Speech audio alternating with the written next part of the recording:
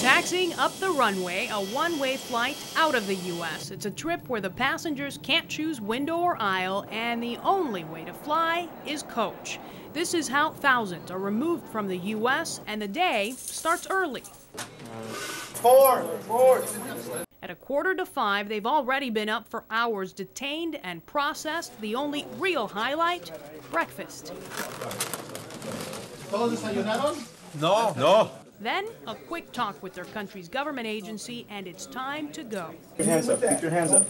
Tight security means not just handcuffs, but belly chains, leg irons. That's because 40% of the men have a criminal record. Narcotics, assault, battery. And deportation was their only way out. They know this was coming, this was not a surprise, and a lot of them have told me that this is their last leg to freedom, because when they arrive, they're going to be free men. But before that happens, there's a bus ride, José Cortés Arcos. a pat down, and finally, takeoff. Repatriate 342, Fort Worth Center, Roger. They are provided a meal to eat while they are on the flight.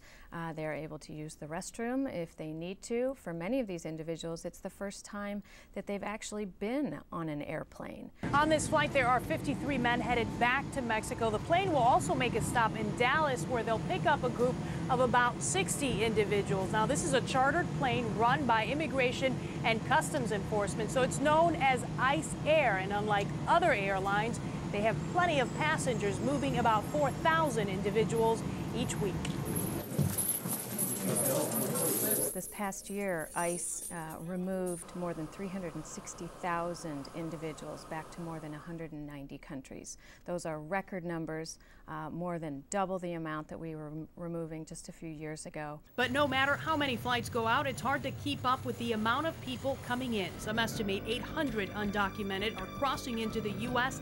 every day, leading critics to argue it's putting a massive strain on the U.S. Americans have suffered a great loss too, especially when you're talking about Illinois, where the taxpayers spend $3.5 billion a year on services for illegal aliens. But that's not the way these men see it. They came here to work and to help their families. Some have been in the U.S. for decades, which is why they admit it's likely they'll be back. I still want to come back again, no matter what happens. If you want to give me time in jail, doesn't matter. Back at the border, the day-long journey is almost over. The chains are off and their few belongings are returned in a plastic bag.